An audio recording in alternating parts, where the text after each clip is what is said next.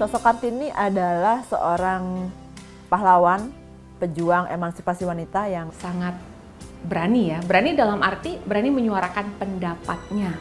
Berani mendukung kaum wanita di bidang edukasi yang membuka pemikiran kaum awam untuk potensi pendidikan untuk semua.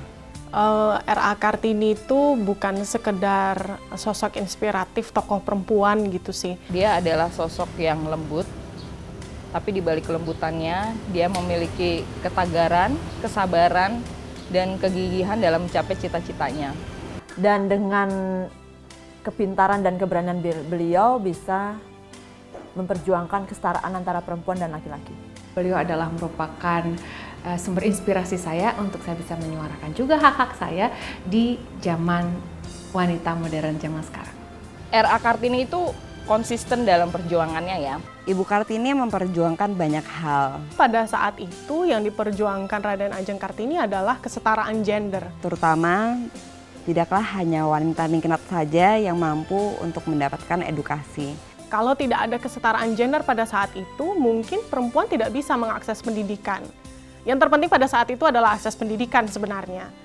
Kalau kita baca dari surat-suratnya, beliau selalu mengatakan bahwa jangan pernah melupakan mimpimu dan kejar terus mimpimu. Dan jangan bilang aku tidak bisa tapi aku mau. Itu adalah kata-kata Kartini yang benar-benar membekas di hati saya. Karena perjuangan ibu kita Kartini yang bisa membawa kita wanita Indonesia zaman sekarang untuk bisa berpendidikan tinggi, itu yang paling penting. Sehingga kita bisa melanjutkan pendidikan kita setinggi atau sederajat dengan kaum pria.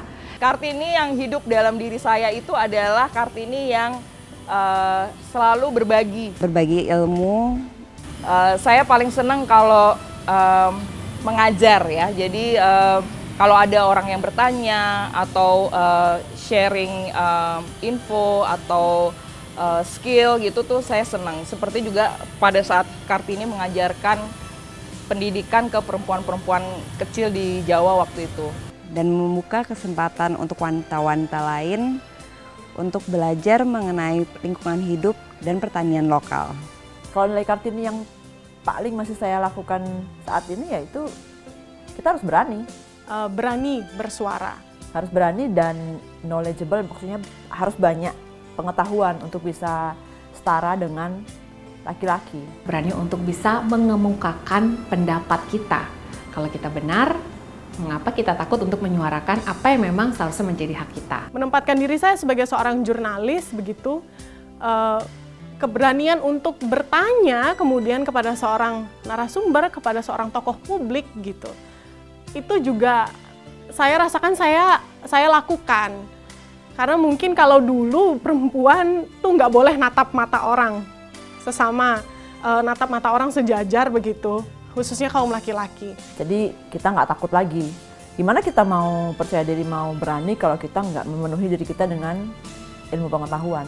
Kepada Ibu R.A. Kartini, Terima kasih Terima kasih yang sebesar-besarnya Atas segala perjuanganmu, untuk semua perjuangannya pada masa lalu. khususnya untuk kita, kaum wanita Indonesia, khususnya untuk kita, para ibu-ibu se-Nusantara. untuk membuka kesempatan untuk belajar terhadap kaum wanita di Nusantara. Berkat jasa dan perjuanganmu, kami mampu menjadi wanita yang dapat menginspirasi dan juga dapat memberikan cinta kita kepada putra-putri kita, namun tetap menjadi wanita dengan penuh kualitas apapun profesi yang kita jalani saat ini.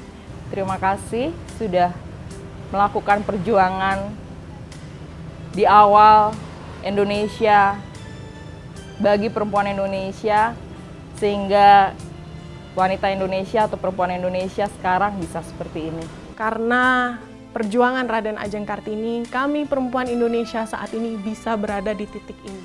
Ibu adalah sosok yang sangat-sangat membuat kami sebagai perempuan Indonesia bisa melihat bahwa kami masih punya kesempatan yang sangat luas untuk bisa berbuat lebih banyak dan mempunyai semangat ataupun kesempatan berjuang sama dengan laki-laki untuk bangsa dan negara. Ibu kita Kartini, putri sejati, Putri Indonesia, harum namanya.